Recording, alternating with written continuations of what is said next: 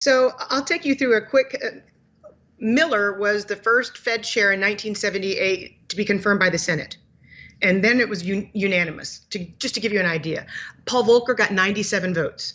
Alan Greenspan got 93 votes.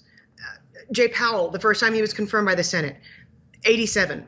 The second time that he was finally confirmed by the Senate, 8 days ago, 80 votes. So what's happened more recently as presidents have become more obvious in trying to make the Fed a political institution is that you've seen the number of votes come down towards what you would typically see for cabinet appointees. And cabinet appointees are allowed to be political in nature because they're by definition of the political party of the president. But when Janet Yellen was confirmed, she got 56 votes. So it was the most partisan party line vote that you had seen until recently when Lael Brainerd was confirmed just a few weeks ago, 52 votes. These things are unheard of. By the Federal Reserve Act of 1913, these appointees must be apolitical. It's in the language of the Federal Reserve Act. It's in the language of the law. And then came Lisa Cook, she's a brilliant mind. She's just not an appropriate individual to be on the Federal Reserve Board because of her views on climate change and her views on modern monetary theory, universal basic income. Kamala Harris, the vice president, she had to cast the tie-breaking vote, 51-50. So we are in an era whereas Greenspan was in a subtle fashion political. Let me ask you, on this slide you have called a picture of a Fed leadership crisis, explain that to us a little bit. Yes. So that was a few weeks ago. That was a few weeks ago when, and this again, what's critical is that Powell was not confirmed when these 3.5 sigma events occurred within 24 hours of one another. And that was because he gets to the press conference after the latest FOMC, and he initially talks tough and says that the Federal Reserve is supposed to make policy in the interest of the public and that he's going to fight inflation. And then the caveats started to come out and the disclaimers. If financial conditions warrant, well, that was code word for the stock market. As long as the stock market hangs in there, the Dow Jones, at that moment I was on live television, gapped up 500 points. And then he said, well, 75 basis points is off the table. We got another few hundred points from that. And finally, he said, we know that we're supposed to let all of these mortgage-backed securities roll off once we ramp up to quantitative tightening. But if we can't go get those mortgage backs because they're 2.5% coupons, and we've got a 5.5% mortgage rate, we'll reduce the cap. So he threw out 3 caveats. Initially, the stock market loved it. They woke up the next morning and said, well, gosh, I guess he's not committed to fighting inflation. So we had a 3.5 sigma event on the other side. So this is a leadership in crisis. I hope that as of a week ago Thursday, when he finally got confirmed by the Senate, he came out with guns ablazing, very hawkish. And the market has not liked it one bit, and he hasn't flinched. So we will see if now that he's finally been confirmed and his confirmation is no longer being held hostage, that we're going to have the closest thing we'll ever see in our lifetimes to Paul Volcker. And do you think he would flinch if you get a 35, 40, 45% down in the S&P? I don't think it's about the stock market, Ted. I think it's about the credit markets. And what compelled Powell to pivot in 2018 was that the bond market fell apart. You couldn't issue bonds. And the reason we have to question whether or not he'll stick with it is because his background is private equity.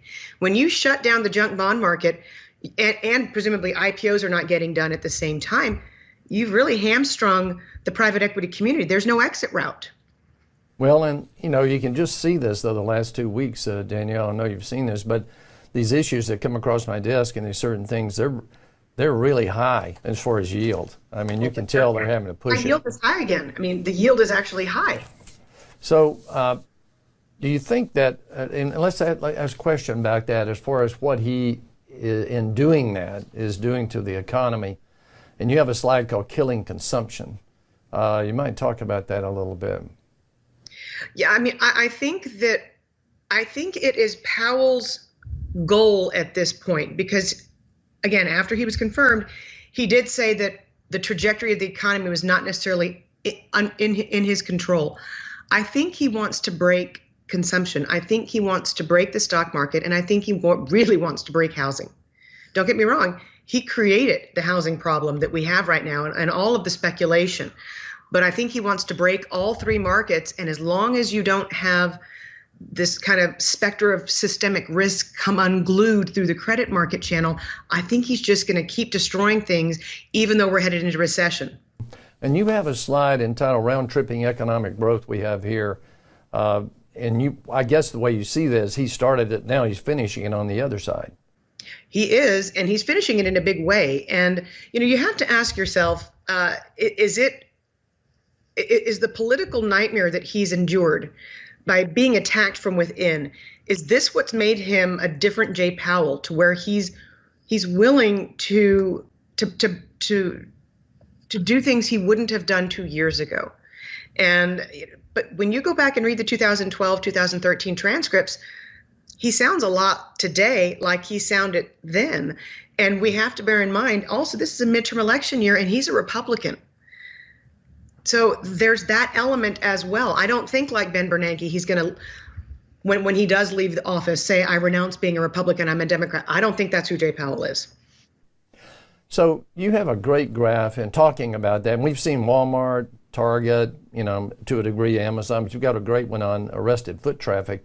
Those are some big down numbers that's in red there.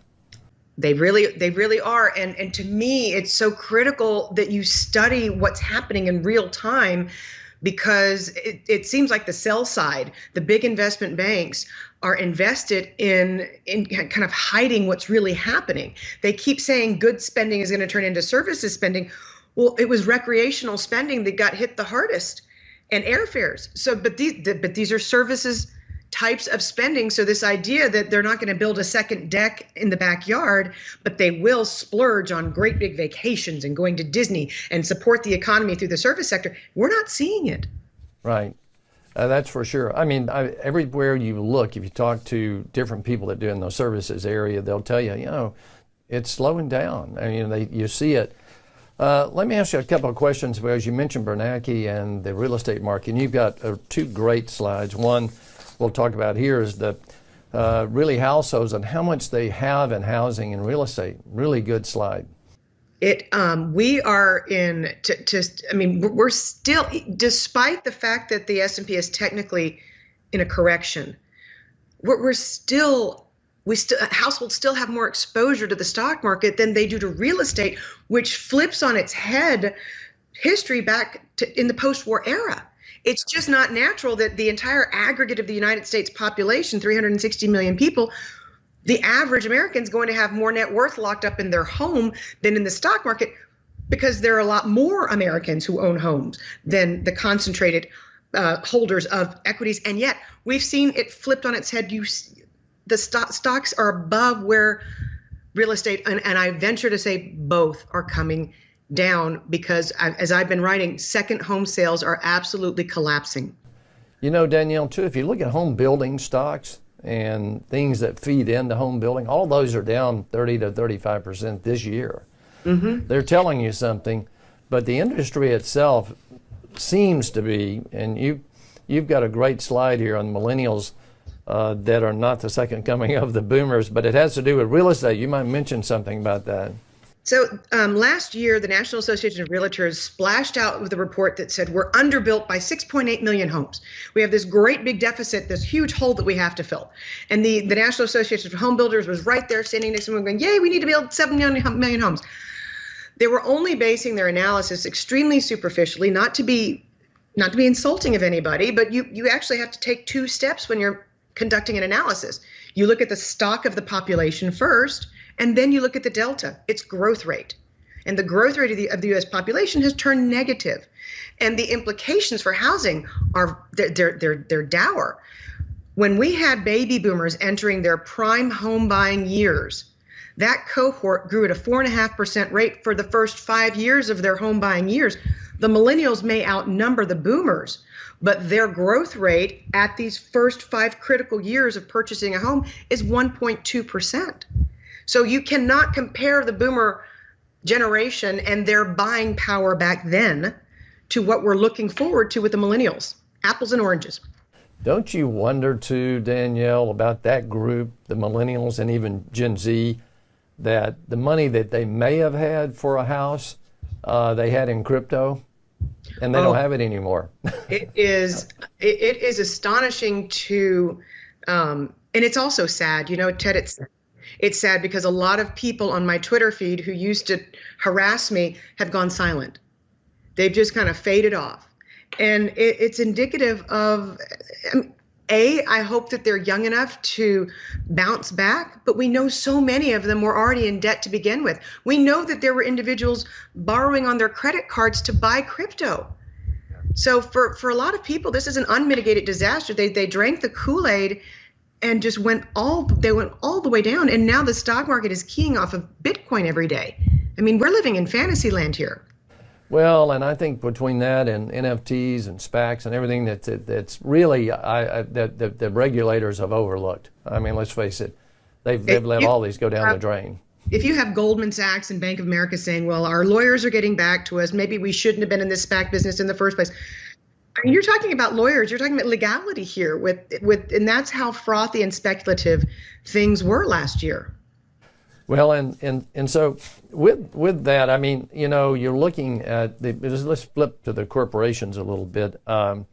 You mentioned you have a great graph on cost cutting about what corporations are having to do right now with the margins, et cetera. We've said all along, you'll never have margins like last year again, probably in your lifetime. But what do you think of what, you might talk about that graph a little bit that you have? Well, there's a distinct change in tone from the fourth quarter earnings season to the earnings calls that we've just heard, because this big bravado talk of we've got the pricing power, we're just going to pass it all through to the consumer, it ain't happening. And why is that? There's no more stimulus running through the economy. The only thing we've had is a 25% increase in food stamps. That's about it. But that doesn't even cover presumably the cost of living increase because of gasoline and grocery shopping. But absent this stimulus, there's simply no pricing power in the hands of corporations, and they're having to come to terms with that. And so now they bemoan their profit margins. You saw it out of Walmart. It was either Walmart or Target that said a third of the miss was attributable to the cost of carrying inventory. You got a whole generation of operations managers who don't know what to do with all this supply they're sitting on.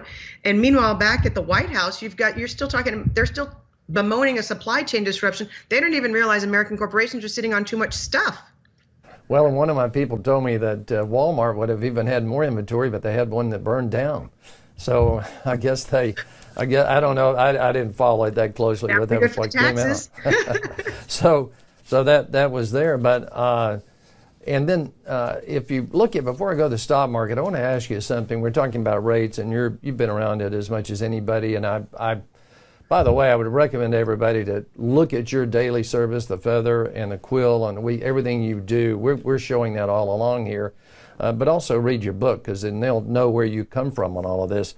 Sure. But the question on the rates right now, and you've been ever so slightly saying, let's maybe start to take a look at the long bond, or bonds in general.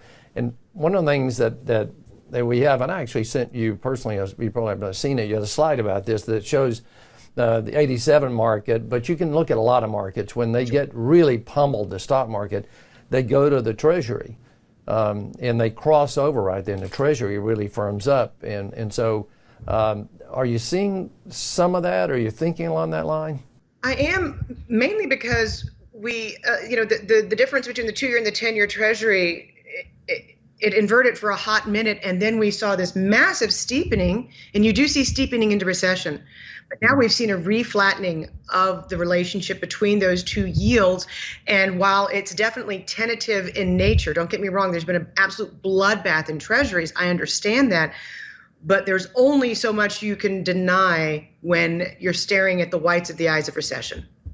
And let me ask you, and I can't remember how many times I've seen this in my career, but not too many times, where if you take a AAA muni and a U.S. Treasury, and they're the exact same yield, And I keep telling people, I said, that doesn't happen very often. It won't stay that way. No, no, no, no, no. If you're in a 40% bracket. So No. that's something, I don't remember how many times I've seen it, but I don't think you've seen it very often either, have you? No, no, it's absolutely extraordinary. And it's an opportunity, by the way. I think so. Particularly, you look at if a person doesn't want to take much risk, they can do 2 to 5 year paper now in the tax-free area and do okay.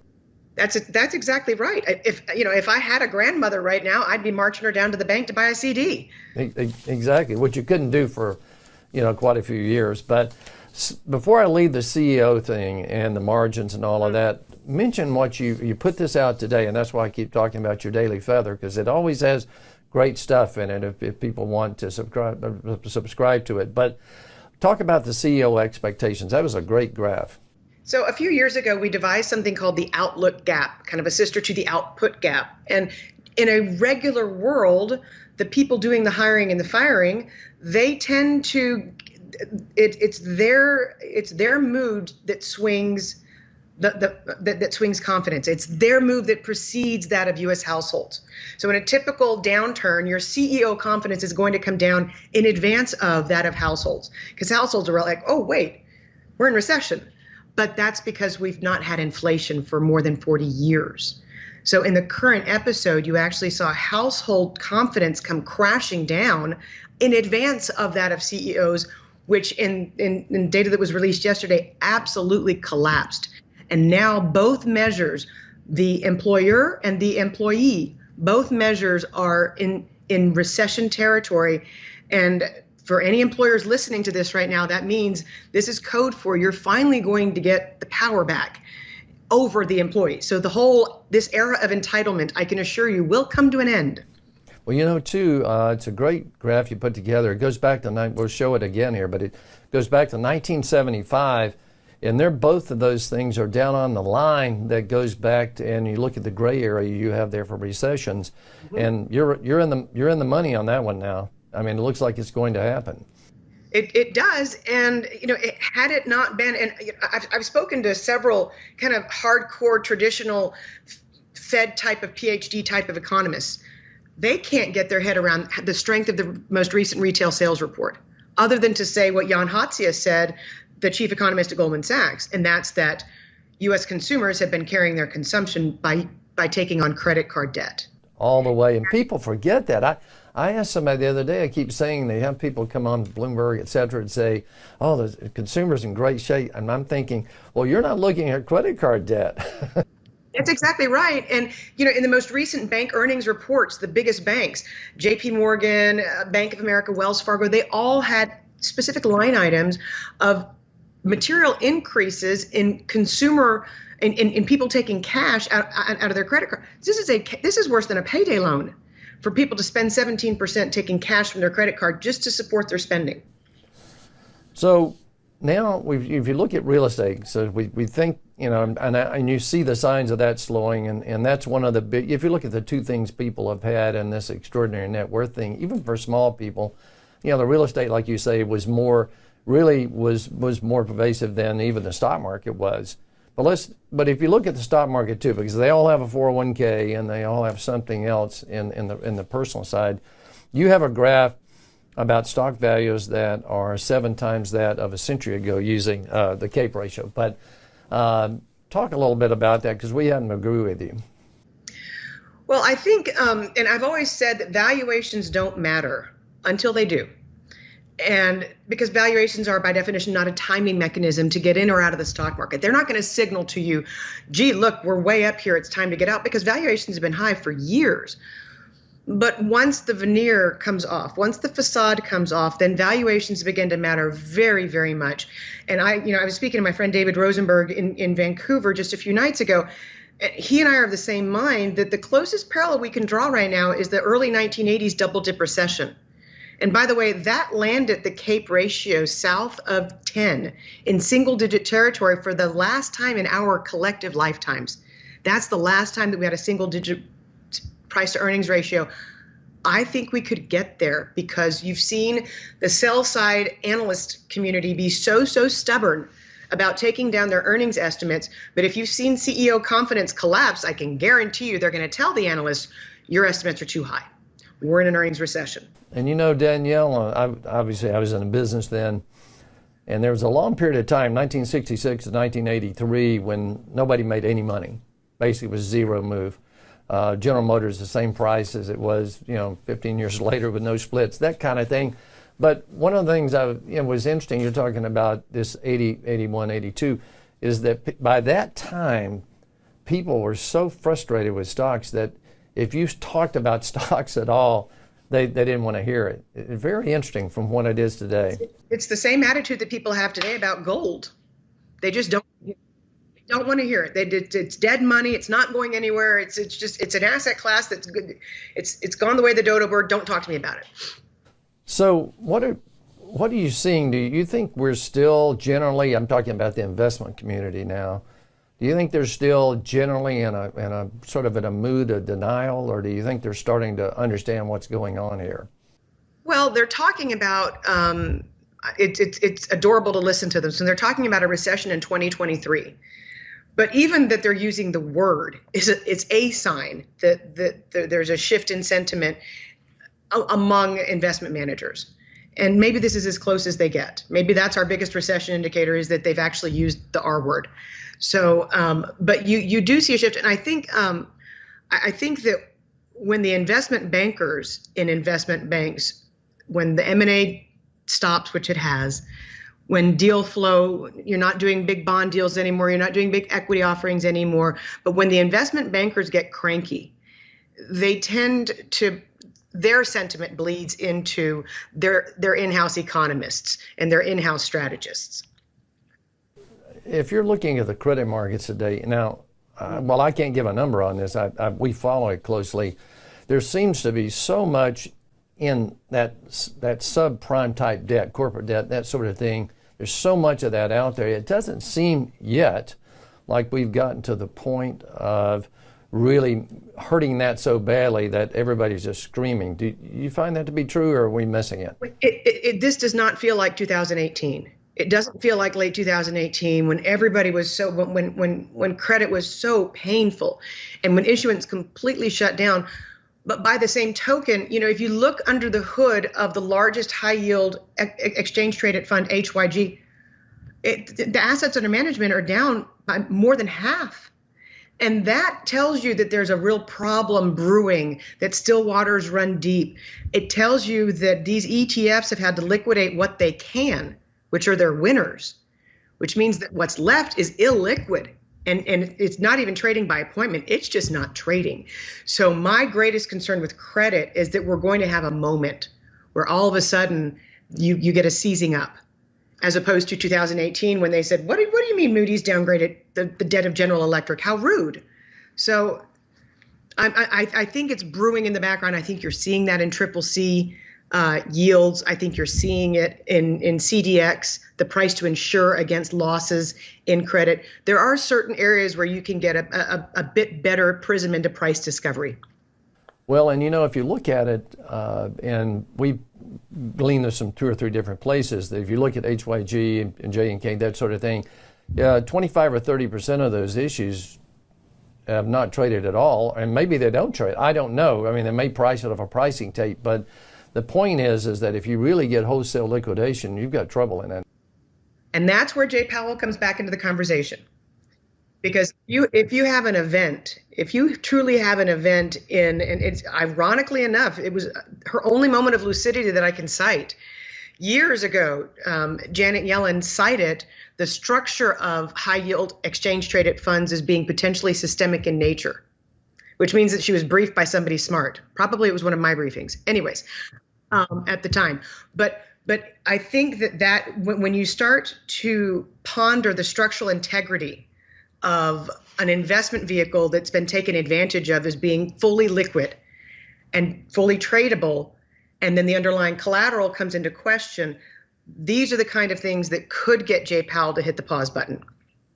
And we try to own, we really just individual bonds. I mean, that's really what we do at Oxbow. But smartest thing you can do. Well, one of the things I noticed, though, in a lot of even the funds that classify themselves as higher quality, in order to grab yield the last 2 or 3 years, they've sort of snuck in, lower grade paper to try to get the yield. Not a lot of it, but enough to where you could keep, your standing.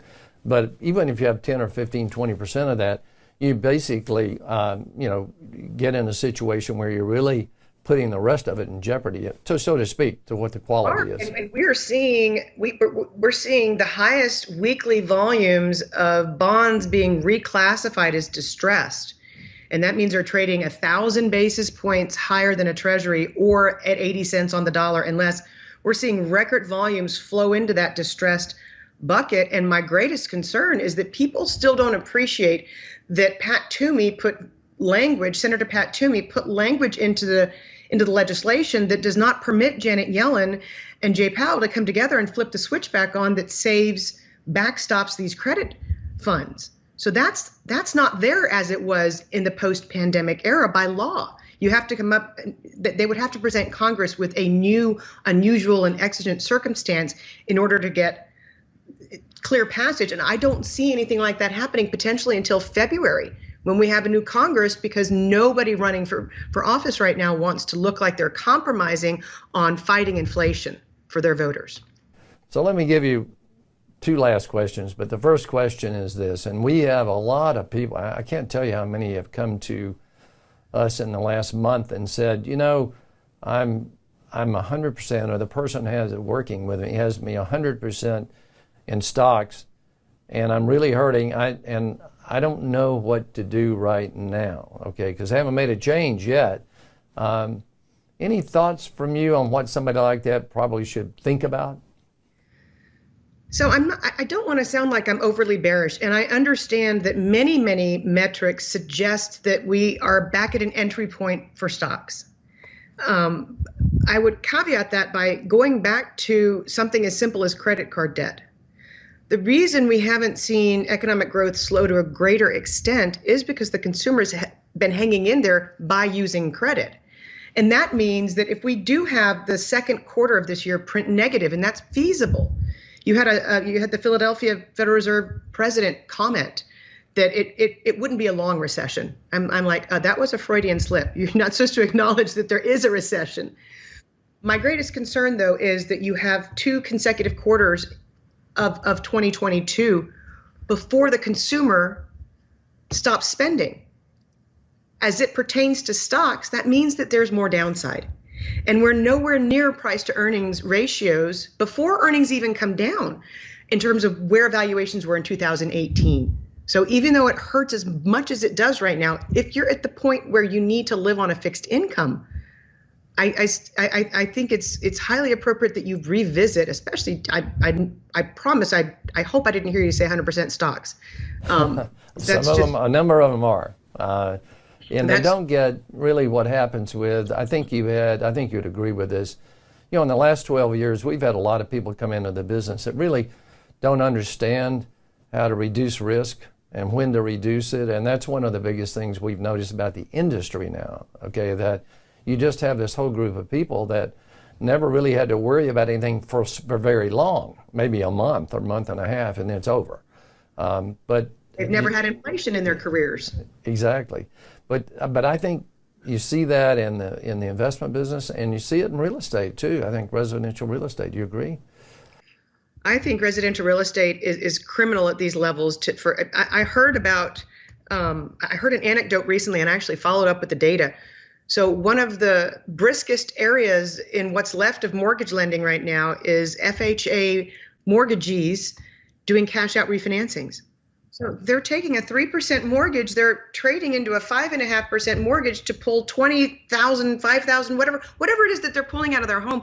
But the differential that they're paying in terms of interest is extraordinary. It's to double digits just to pull that money out. And I've heard that realtors have now started asking people to take a 401k loan in order to make a down payment so that they can succeed in a bidding war. You're talking about financial devastation here in order to buy into the top of a housing market. Well, and I think you would agree with this too. I mean, I see it all over the United States, but what everybody has sort of drank the Kool-Aid here on that end of things. They think nothing can go wrong, but gosh, the Jimmy Stack has a graph showing the real estate relative to the CPI is such a huge spread, it never stays up there like that. It doesn't, and I think if there's one thing that's been missed is because the realtor community is constantly with this narrative of there's no supply out there, there's no supply. In data back to 1999, this is National Association of Realtor data, we have never seen inventory builds of the magnitude that we've seen in March and April in the data. So the supply is coming back online. You're not going to hear about it anytime soon. It's not that they're broadcasting that particular data set, but sellers are finally waking up and understanding that they're not going to be able to charge top dollar for their homes, that there's a sudden arrest occurring in housing. And if you're one of the sellers who understands it, then get out. If you're not, then I hope you like your home. My last question to you is an opinion question from you. We have a lot of interns that come through our different offices at Oxbow, young ladies, young men, and as really somebody that I really admire what you've done in your career, would you recommend those people to stay in the investment business, or you think we're at a peak where, because there's a lot of people trying to get into business right now, and you've been around it, you've seen a lot of things that go on. I'm just curious to what you think about that. Well, so I tend to say, try and focus on making something as opposed to trying to run money. That being said, if you've got a wonderful mind for finance, the cookie cutter, don't have original thought financial advisors of today, countless numbers of them are going to get washed out because it'll be revealed that they've had no value add for their clients. And that means that if you're coming in, my buddy David Rosenberg, his first day in the office of his career was October the 19th, 1987. So if you're arriving in an industry at a massive inflection point and you're going to be one of a new generation that actually has to help your clients, then maybe you should consider the industry. But if you're just going to go along with whatever the narrative is today, which harms clients, then I would say go build a widget.